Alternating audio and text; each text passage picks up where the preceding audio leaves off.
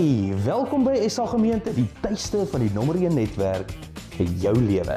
Dis so goed om jou vandag hierso te hê. Of jy nou vir die eerste keer inloer of al lank deel is van ons familie, jy is op die regte plek. As jy nuut is, ons wil jou graag leer ken. Stuur vir ons 'n vinnige e-pos en ons help jou om in te skakel by alles wat aangaan, van gesinsbyeenkomste tot kampusse reg oor die Verenigde Koninkryk. Daar's regtig iets vir jou en jou mense, maak nie saak waar jy bly of wie jy is nie. As jy SA Gemeente as jou geestelike tuiste sien, oorweeg dit om finansiëel saam te bou aan hierdie beweging. Dis maklik. Besoek net die webwerf hierso onder aan jou skerm en gaan na dankoffer. Jou bydrae help ons om lewens te raak, gemeenskap te bou en mense reg oor die wêreld te inspireer om Jesus te volg. Aan almal wat reeds saamgee, baie dankie.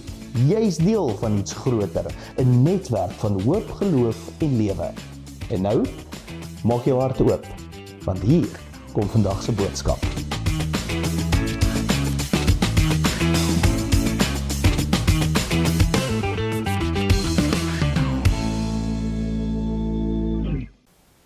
Hallo vriende, welkom by SA Gemeente, die nommer 1 netwerk waar ons mekaar help om beter besluite te neem en met minder spyt te leef. Nou as ons regtig glo dat SA Gemeente geroep is om die nommer 1 netwerk vir jou lewe te wees, daar waar jy bly werk en speel, en dat dit iets groter is as onsself, dan moet ons ook eerlik kyk na die grond waarop ons staan, hierdie baas wees. So, vandag se boodskap is vir die van julle wat al moedeloos voel. Julle is oorweldig, julle is moeg en siek en sad daarvoor dat die lewe buite beheer voel. Dalk bevind jy jouself vasgevang in angs en vrees en onsekerheid. En daarom die titel Buite beheer met 'n vraagteken. Ons gaan vandag in Matteus se evangelie rondplaai. Matteus hoofstuk 26 om presies te wees. Nou ek wil probeer om vir julle die konteks te skets sodat julle 'n bietjie beter kan verstaan. Dit was eintlik voor die kruisiging en die toneel is wat ons die laaste avondmaal sou noem. Toe Jesus saam met sy mees intieme vriende bymekaar was. Ons kan sê hy was soort van saam met sy klein groep rondom 'n tafel. En hy het 'n baie diep en hartlike gesprek met hulle gehad, wetende wat sou kom, die lyding wat hy aan die kruis sou verdier. En as jy dit kan indink, vir 33 jaar lank het Jesus die Vader gehoorsaam en hy het geweet wat marteling op pad was. En op daardie oomblik kyk hy om die tafel met die volle wete dat een van sy naaste vriende, Judas, hom sou verraai. En toe neem hy hierdie brood en hy breek dit. Kan jy jou die emosie voorstel toe hy sê, hierdie brood is soos my liggaam wat vir julle gebreek gaan word. En toe lig hy 'n beker vol wyn op en sê, en hierdie beker is die bloed van die nuwe verbond. Dit verteenwoordig my bloed wat vir julle uitgestort sal word. Wanneer julle in die jare wat kom bymekaar kom, doen dit tot my gedagtenis.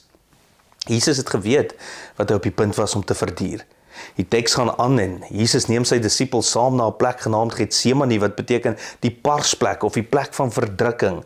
Hy sê toe vir sy naaste vriende, sit julle hier terwyl ek gaan bid. Ons gaan bid en ons gaan waak. Ons gaan ons waaksaamheid bou. Jesus het 'n intieme tyd met sy Vader nodig gehad. En hy sê in Matteus 26 vers 38 vir sy disippels, my siel is diep bedroef tot die dood toe. Nou ek weet nie van julle nie, maar dalk sê iemand vandag iets soortgelyks, my siel is net oorweldig met angs, met uitputting, met onsekerheid. Jesus gebruik die sterkste moontlike beeld. My siel pyn, ek treur, ek is oorweldig tot op die punt van die dood. 'n ander evangelieskrywer vertel vir ons dat sy sweet soos bloeddruppels geword het. Hy is in suiwer angs en pyn. Hy gaan 'n entjie verder, val met sy gesig op die grond. En jy kan jou indink hoe hy eers op sy knieë gaan en dan met sy gesig op die grond en hy bid. My Vader, as dit moontlik is, laat hierdie beker my verbygaan. En jy mag wonder, wat is die beker? Die beker was bekend as die beker van lyding. Met ander woorde, dit wat ek in die volgende paar uur moet deurmaak. Sou jy dit asseblief van my wegneem, God? Ek wil regtig nie daardeur gaan nie. Ek weet wat kom. God, ek smeek U. Ek is oorweldig tot die punt van die dood. Asseblief God, neem dit van my weg. Hy sê as dit moontlik is. En dan sê hy nogtans, nie soos ek wil nie, maar soos U wil. As en tog. Toe kom hy terug na sy disippels en hy kry hulle aan die slaap. Nou, ek stel my voor hoe Jesus sê, ek het vir julle een taak gegee om te doen, net een taak, bly wakker en julle kon nie eers daardie een ding doen nie. En hulle het hom teleurgestel natuurlik. Wat interessant is dat Jesus die dooies kon opwek. Hy kon die siekes genees. Hy kon 'n stom man hy kon die storm stil maak, maar hy kon nie sy disippels beheer nie. En ek is nogal nuuskierig vandag. Hoeveel van julle hou daarvan om in beheer te wees? Ek hou daarvan om in beheer te wees. Enig van julle wat daarvan hou om in beheer te wees? Vir die van julle wat graag in beheer wil wees, die lewe kan nogal moeilik wees, of hoe? Party van julle mag dalk sê, ek is nie regtig beheersugtig nie, ek is net aggressief behulpsaam, ek is net baie deeglik georganiseerd. Nee, jy is so beheersugtig dat jy koffie senuweeagtig maak. Jy probeer sê, jy is nie beheersugtig nie, maar jy is. Wat vir my interessant is wanneer ek kyk na al die emosionele chaos wat ons reg oor die wêreld beleef, daar is frustrasie, daar is angs, daar is 'n oorweldigende gevoel van vrees en selfs onheil. Ek sou ook argumenteer dat daar 'n baie werklike gevoel van rou in watter omstandighede is. Ek sou sê daar is baie mense wat eintlik rou oor die verlies van beheer. Nou, tegnies gesproke rou ons nie net oor die verlies van beheer nie, maar oor wat 'n navorser by UCLA so beskryf het, die illusie van beheer. Baie van ons rou oor die illusie dat ons eintlik in beheer was, terwyl ons in werklikheid nie was nie. Wat is die illusie van beheer? Sy definieer dit so, 'n kognitiewe vooroordeel wat ons laat glo dat ons beheer het oor 'n uitkoms wanneer ons eintlik nie het nie. Dit is die vooroordeel wat ons laat dink ons beheer meer as wat ons werklik beheer. Ons oorskat ons vermoë om te beheer wat eintlik 'n klomp onbeheerbare gebeure is. En hier is die groot probleem. Ek weet nie of jy dit ook ervaar nie. Maar hoe meer ons probeer beheer, hoe meer is ons bang om beheer te verloor. En hoe meer ons bang is om beheer te verloor, hoe meer probeer ons beheer. En hoe meer ons probeer beheer, hoe meer raak ons bang om beheer te verloor. En so gaan die siklus dan nou aan en aan. Ek dink daar's baie mense vandag wat rou oor 'n verlies, nie net van werklike beheer nie, maar oor die illusie dat ons in beheer is. En Jesus bied vir ons 'n gebed voor God aan wat die kragtigste woorde van oorgawe wys. Vers 42 sê hy het 'n tweede keer weggegaan. Ons gaan sien dat oorgawe nie altyd 'n eenmalige gebeurtenis is nie. Partykeer moet jy weer na God toe gaan om dit reg te kry. Hy gaan 'n tweede keer in bid. My Vader, as dit nie moontlik is dat hierdie beker by my verbygaan nie, tensy ek dit drink, laat U wil geskied. As ons dit op 'n ander manier kon doen, sou ek dit graag anders wou doen. Maar nie my wil nie, Here, laat U wil geskied. Nou vir die van julle wat rou oor die verlies van die illusie van beheer, hoop ek julle sal hierdie waarheid omhels. Jy het nie altyd die mag om te beheer nie, maar jy het altyd die mag om oor te gee. Jy het nie altyd die mag om alles te beheer nie, maar jy het altyd die mag om oor te gee.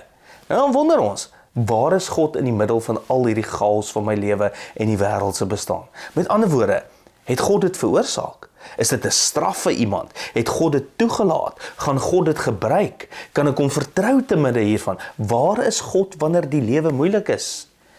Navorsers het studies gedoen oor die jonger generasie se geloof oor God vandag. Nou volgens navorsers is dit nie altyd so nie, maar dikwels is dit waar. Die standaard godsdiens vandag vir jonger mense is iets wat hulle MTD noem. MTD staan vir moralistiese, terapeutiese deïsme. Die tipiese jong persoon vandag glo gewoonlik in 'n vorm hiervan. So kom ons breek die woorde op. Moralisties beteken basies dat godsdiens gelykgestel word aan om 'n goeie, morele en vriendelike mens te wees. As jy 'n godsdienstige persoon is, sal jy net 'n goeie mens wees. Jy gaan nie oordeel nie, jy gaan nie arrogant wees nie, jy gaan ander mense help, jy gaan nie net oor die lewe gaan nie net oor jouself nie, jy gaan moreel wees en jy gaan 'n vriendelike mens wees. Terapeuties beteken dat geloof 'n manier is om jou lewe beter te maak. Met ander woorde, as jy 'n godsdienstige persoon is, moet godsdiens jou lewe verbeter. As ek my lewe aan God oorgee, moet my lewe makliker en beter word. Deïsme is die geloof dat God wel bestaan, maar dat hy nie regtig betrokke is nie, tensy jy hom regtig nodig het. Hy is daar, maar hy gaan nie noodwendig betrokke raak by jou daaglikse lewe nie. So om dit saam te vat, die meer algemene oortuiging in die opkomende generasie is dat 'n meestal onbetrokke God bestaan om ons lewens beter te maak. Skielik het ons dus baie mense wat deur die lewe gaan met 'n idee soos hierdie: my geloof in God, omdat ek kerk toe gaan of my Bybel-app lees of iets goeds doen of iemand help of iets gee, my geloof in God moet help dat ek 'n gelukkige, gesonde, gemaklike, probleemvrye lewe het. Maar hier's die probleem. As God wil hê ek moet gelukkig wees en ek is nie, dan het of God gefaal, of ek het iets verkeerd gedoen. Jy kry kerke wat dit beklemtoon. As God wil hê my lewe moet beter, maklik en sonder probleme wees, maar skielik het ek struikelblokke, beproewings en moeilikhede, dan is dit of omdat God nie regtig goed is nie, God is nie regtig betrokke nie, God het my teleurgestel, of het ergens langs die pad iets verkeerd gedoen. Dis hoekom soveel mense sou sê, Dominee, ek het godsdienst probeer, ek het gebed probeer, ek het een keer aanlyn kerk toe gegaan, ek het kerk probeer en dit het nie gewerk nie. Die lewe was steeds so moeilik. Ek het probeer om 'n Christen te wees, ek het probeer geestelik te wees, maar die lewe is steeds so moeilik. Wat as ek my dan oorgee aan God se wil? Wat as hy my nog 5 jaar lank enkellopend laat bly? Wat as ek my oorgee aan God se wil en hy genees nie my migraine nie? Wat as ek probeer om God te soek en hom te volg, maar hy maak nie my huwelik beter nie en my man lyk steeds asof hy deur 7 verskillende demone besete is? Wat doen ek? As ek God se wil soek, ek probeer Jesus volg, ek bid vir sy wil en die lewe is steeds so moeilik. Nou, ek hoop jy sal hierdie baie mooi verstaan vandag. Wanneer dit by God se wil kom, is God se wil selde maklik, maar dit is altyd goed. Dit is selde ooit maklik, maar dit is altyd goed. Dit mag dalk nie eers in die oomblik goed voel nie, maar ons God werk in alle dinge om die goeie te bewerk vir die wat hom liefhet en wat volgens sy voorneme geroep is. Sy wil is selde maklik, maar is altyd goed. Trouwens, dit was glad nie maklik vir Jesus nie.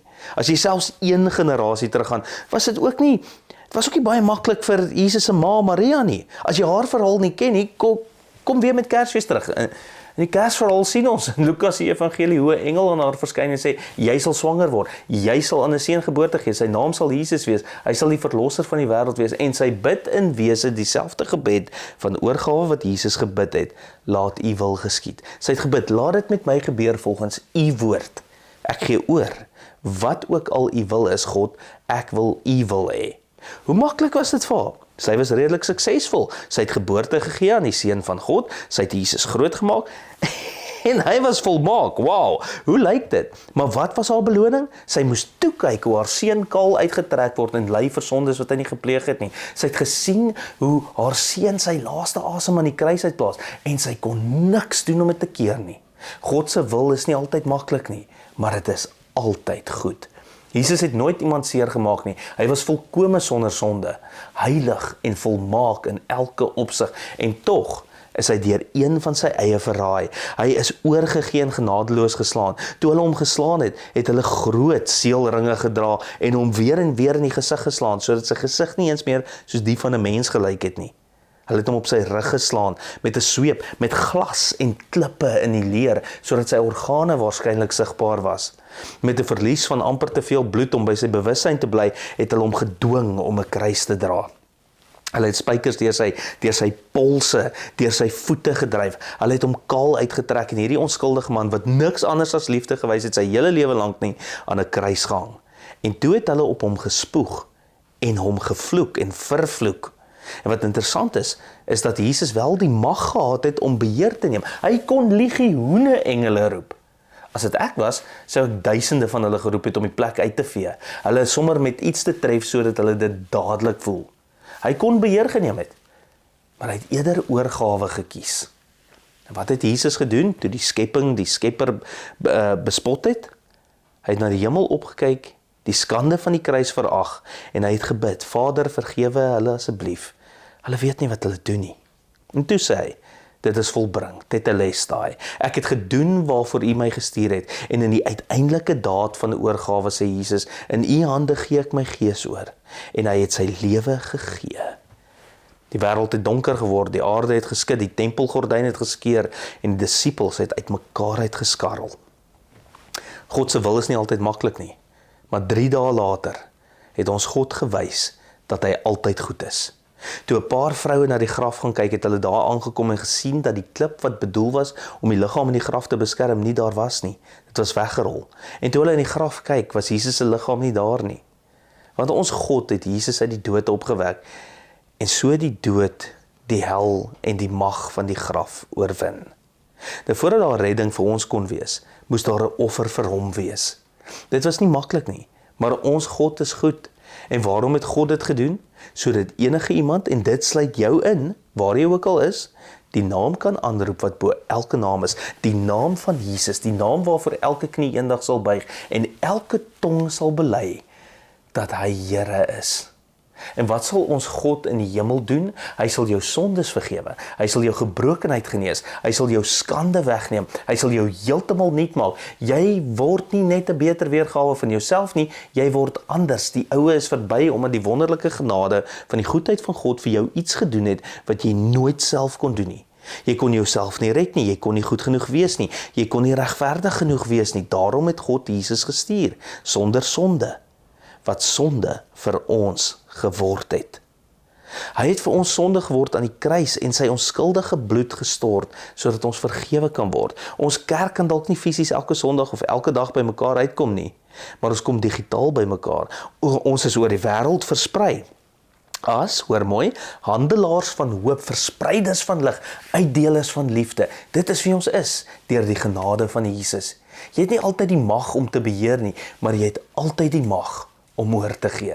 Die vraag is, wat probeer jy beheer wat God wil hê jy moet oorgee? Wat probeer jy beheer wat God wil hê jy moet oorgee vir hom? Is dit 'n verhouding? Iemand wat moet doen wat jy wil hê hulle moet doen? Is dit jou gesondheid of die gesondheid van iemand wat jy liefhet? Is dit jou finansies, jou werk, jou bankrekening, jou aftreefonds? Is dit jou toekoms? Wat gaan gebeur? Waarheen gaan dinge? Wat probeer jy beheer? Dit is nie joune om te beheer nie. Jou kinders? Een van die dinge wat ek besef het is, dat daar eintlik nie iets soos gedeeltelike oorgawe bestaan nie. As jy sê jy gee oor, maar daar is 'n deel van jou wat nie regtig wil nie, dan is dit nie oorgawe nie. Daar bestaan nie iets soos gedeeltelike oorgawe nie. Jy kan nie sê ek is so 82,3% oorgegee aan Jesus nie. Jy is of oorgegee of jy is nie oorgegee nie. Jy kan nie sê ek gaan u met sommige dinge vertrou, maar nie met alles nie. Soos ek vertrou u om my te red eendag, maar ek gaan u nie met my kinders vertrou nie. Ek moet my kinders beheer. Ek vertrou u om my hemel toe te neem, maar ek gaan u nie met my werk of my gesondheid of my geliefdes vertrou nie. Die sleutel lê in 2 woorde in hierdie teks waar ons sien hoe Jesus bid. Daar's 2 woorde. Ongelooflik belangrik. As en tog. As en tog. Jesus roep tot God, my Vader, as dit moontlik is, as u dit kan doen soos ek dit graag wil hê, laat hierdie beker by my verbygaan. Tog, nie my wil nie, maar u wil moet geskied. Met ander woorde, ware geloof begin tussen die as en die tog. God, as u my daardie baie oulike ou in my kerk laat trou, ek sal u prys. God, as u my genees, God, as u vir my 'n werk met voordele gee, God, as u my toelaat om my werk te bou, God, as u dit doen, tog nie my wil nie, maar u wil moet geskied. Jy het nie altyd die mag om te beheer nie, maar jy het altyd die mag om oor te gee. En hier is die probleem. Alles in die kultuur nooi ons, smeek ons, lok ons om te leef op 'n manier wat teenstrydig is met die evangelie. Kultuur sê, neem beheer, wees in beheer, laat dinge gebeur, maar Jesus sê in Matteus 10:39, as jy aan jou lewe vasthou, sal jy dit verloor, maar as jy jou lewe ter wille van my opgee, sal jy dit vind. Met ander woorde, om Jesus werklik te volg, is om beheer oor te gee. Daar was al tye in my en Natasha se lewens waar ons besig was om iets te aanbid wat ons die illusie van beheer kan noem. Dit het al so erg geword dat ek vir dae nie eers besonderhede kon onthou nie. My liggaam het net probeer aanhou funksioneer en my brein het eenvoudig afgeskakel. Ek het probeer beheer. Een van die opdragte na ek iemand gaan sien het, waarna ek moes werk, is eenvoudig dit, om te doen wat ek kan doen en oor te gee wat ek nie kan doen nie. Met ander woorde, oral waar ek waarde kan toevoeg, oral waar ek 'n verskil kan maak, sal ek inisiatief neem. Ek sal lei, ek sal aktiveer, maar oral waar ek nie beheer het nie, daar gaan ek beheer oorgee. En dit is wat ek ontdek het. Oorgawe is nie 'n eenmalige gebeurtenis nie. Oorgawe is 'n daaglikse keuse. En ek het ontdek dat ons God baie meer met ons oorgawe kan dien as met ons beheer. Jy het nie altyd die mag om te beheer nie, maar jy het altyd die mag om oor te gee. Vir die van julle wat so hard probeer om beheer te wees en jy weet nie hoe om te laat gaan nie. Jy is dalk net 30 cm weg van 'n volle oorgawe, ongeveer 30 cm weg van die vrede aan die ander kant van oorgawe. Wat is daardie 30 cm? Wel, as ek reg skat, is daar vir die meeste van julle ongeveer 30 cm tussen jou knie en die vloer. Wanneer jy in beheer wil wees, staan jy regop en sterk, maar wanneer jy oorgee, buig jy jou knie en jy buig voor hom.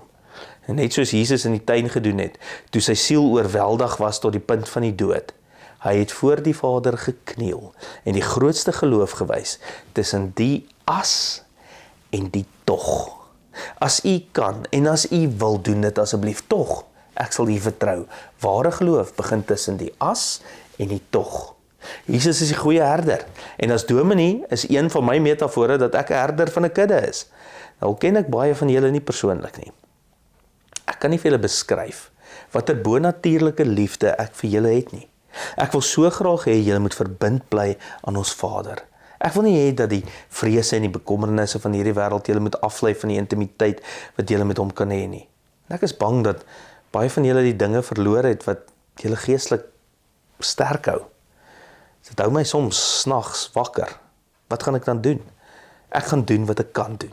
Ek gaan Christus verkondig, Christus wat gekruisig is en uit die dood uit opgestaan het. Ek gaan bid met groot geloof. Ek gaan bid en ek gaan prys, waaksaam bly en uiteindelik gaan ek julle aan hom oorlaat.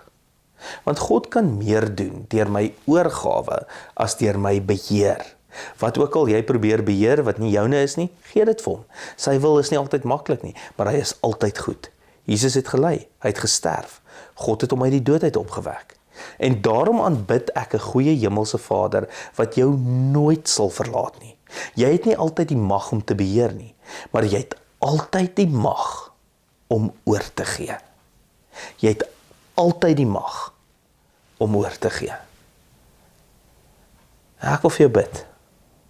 Kom ons bid saam. Here, hier sit ons met ons volle mensheid. En alles wat ons probeer beheer en alles wat ons oorweldig omdat ons nie kan beheer nie. Hier sit ons ook met dit wat ons dink ons kan beheer, vol van onsself, vol bravade oor hoe goed ons is en hoe goed ek is. En tog, Here, weet ons dat dit maar net 'n illusie is. Dat ons nie kan beheer nie. Here, laat ons aan U oorgee, elkeen van ons. As dit daai finansies is, bid ek vir jou dat jy sal oorgee. As dit daai siekte is, bid ek vir jou dat jy dit sal oorgee. As dit daai verhouding is wat net nie wil herstel nie, bid ek dat jy dit sal oorgee. As dit is dat jy sekere dinge moet los wat jy vir jou heilige siel weet jy moet doen, sondes, dinge, gee dit oor. Sit dit in die Here se hande. As dit is om jou kinders, die beheer van jou kinders oor te los, bid ek dat jy dit sal los. Bid ek dat die Here se genade in jou sal inkom. Bid ek dat die Here se goedheid deur dit sal werk. Dat dit altyd deur dit sal werk, deur jou sal werk. Omdat jy oorgee en omdat jy meer en groter waarde het wanneer jy oorgee as wanneer jy probeer beheer. Mag die goedheid van God saam met jou wees in elke faset van jou lewe. En daarom sit ons ook en ons sê, Here, SA gemeente is nie ons sin om te beheer nie. Dis ons sin om oor te gee aan U, vir die groei, vir die sukses. Dis U sin. Here, as dit U wil is, vergroot ons grondgebied. As dit U wil is, gee vir ons 'n nuwe hoop. As dit U wil is, laat ons groei uit ons sokkies uit. As dit U wil is, Here, laat die mense kom, instroom, bedien word en uitgaan as disippels van U. Tog wil ons binne U wil leef. Tog wil ons alles aan U oorgee. Nie ons wil nie, Here, maar U wil. Om goed te wees en te kan doen wat ons kan doen met wat ons het. Ons bid U seën oor ons gemeente af in hierdie Paastyd. Amen. Ontvang die seën van die Here. Ek seën jou in die naam van God die Vader, wat hierdie wêreld gemaak het en jou daarbey. Ek seën jou in die naam van Jesus Christus, wat natuurlik daar is vir jou. Maar wat die voorbeeld was, om die wil van God te volg en oor te gee, al het hy al die mag op aarde gehad. En ek sien jou in die naam van die Heilige Gees, wat jou in staat stel, om te kan oorgee, eerder as om te beheer. Gaan in vrede en beleef vrede. Amen.